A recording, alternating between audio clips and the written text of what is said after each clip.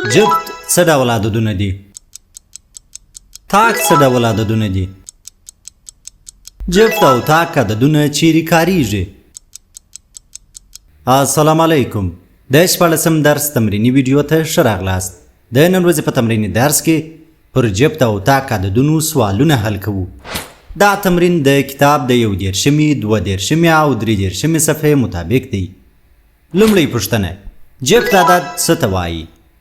جواب: جفت عدد هغه عدد دی چې پر دوو باندې پوره وویشل سي، لکه 2 4 6 8 10 او داسې نور.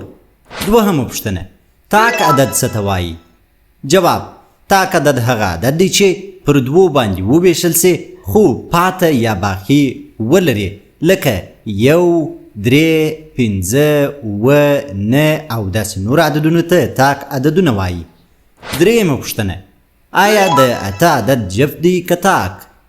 جواب: 8 پر دوو باندې پوره ویشل کیږي، نو دا جفت عدد دی. څلورمه پوښتنه: آیا د 9 عدد جفت دی که تاک؟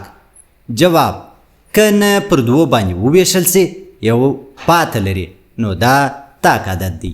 پنځمه پوښتنه: کوم عددونه جفت دي؟ الف 3 6 8 ب 1 5 و. جواب: الف 6 او 8 جفت دي خو 3 تاک دي. شپږمه پوښتنه: د صفر عدد جفت دی که تاک؟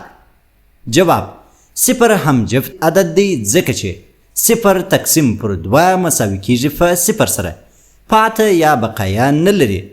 اوومه پوښتنه: د لاندې عددونو څخه جفت عددونه جلا کړئ. 4 5 9 10 12 14.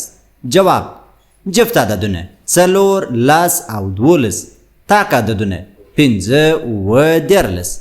یادونه: هر هغه عدد چې پر دوو تقسیم سي او پاته یې صفر سي جفت دی، او که پاته یې یو یا بل څه وي نو هغه عدد تاک ګڼل کیږي. د 14م درس تمرین مو تر همدې ځایه و. په مخه مو ښه.